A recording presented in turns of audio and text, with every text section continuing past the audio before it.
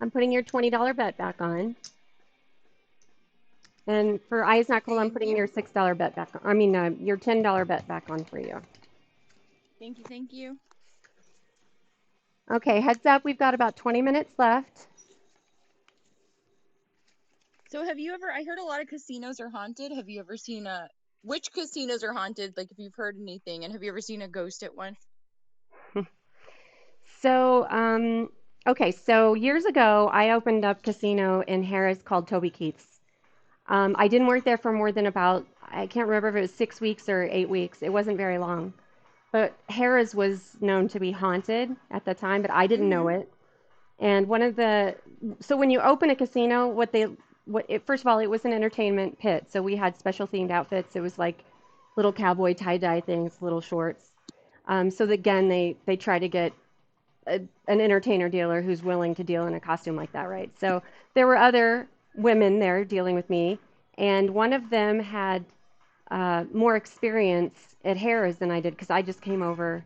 So Rio at the time was part of Harrah's. That's why I went over there. Okay. So one of the dealers had been dealing at Harrah's, so she knew all about it. Mm-hmm. And I used to smoke back then, and we went on a smoke break, and she was showing me this special little place. And I don't know if you guys have seen the movie Casino, but there's a scene in Casino. They try to take a lot of weird things that happen in Vegas and just put them in that movie.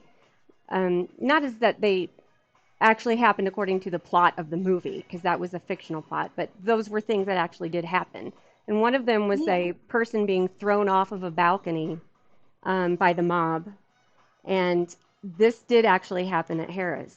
And the room that that happened in had been changed into what they call the back of the house, meaning it was no longer a room that they rented. That whole side was now just where people who were working can go on breaks and stuff and walk back and forth in the halls.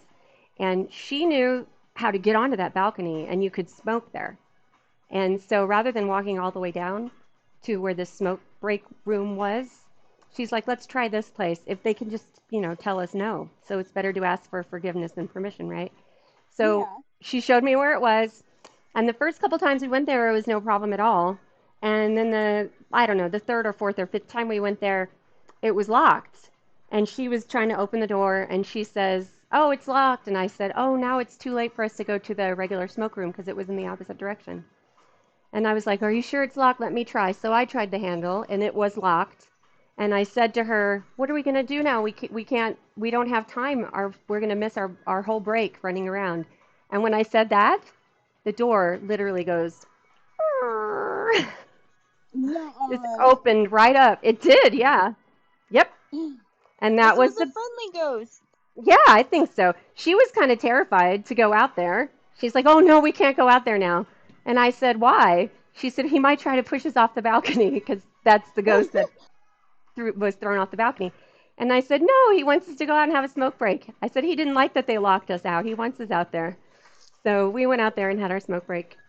So, I mean, that's my experience with hauntings in Vegas. I wish I had more, but that's it. Well, he was a ghost. He'd been hanging around. He You guys deserved a break. He was just looking out.